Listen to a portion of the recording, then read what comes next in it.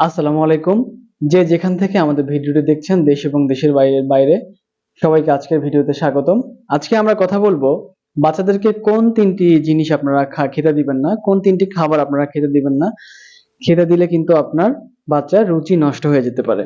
তো এই ৩টে খাবারের কথা আজকে আমরা বলবো, যে কারণে আসলে অধিকাংশ বাচ্চাদের ক্ষুধা নষ্ট হয়ে যাচ্ছে। মা-বাবা আসলে ঠিক করে বুঝতে পারতেছেন না যে কেন বাচ্চাটার রুচি নষ্ট হচ্ছে, কেন বাচ্চা খেতে চাচ্ছে না। তো আজকে এই ৩ টি বিষয় নিয়ে আমরা কথা বলবো। ১ম এ আমি বলবো কোল্ড ড্রিংকস এর কথা। কোল্ড ড্রিংকস আসলে খুবই গ্যাসীয় যে পানিগুলো আছে, যেগুলো আ মানে খাওয়ার সময় হচ্ছে এক ধরনের গ্যাস করে, মানে ঝাঁকা দেওয়ার পরে ফেনা উপরে উঠে আসে। এই টাইপের যে কোল্ড ড্রিংকস গুলো আছে, সেগুলো থেকে আপনারা বাচ্চাদেরকে দূরে রাখবেন। কারণ এটা বাচ্চাদের পাকস্থলীর জন্য অনেক সময় প্রযোজ্য না। পাকস্থলী অনেক সময় এগুলোকে নিতে পারে না। বিধায় অতিরিক্ত গ্যাস তৈরি হয় এবং গ্যাস তৈরি হলে কিন্তু আপনার ছোট্ট বাবুর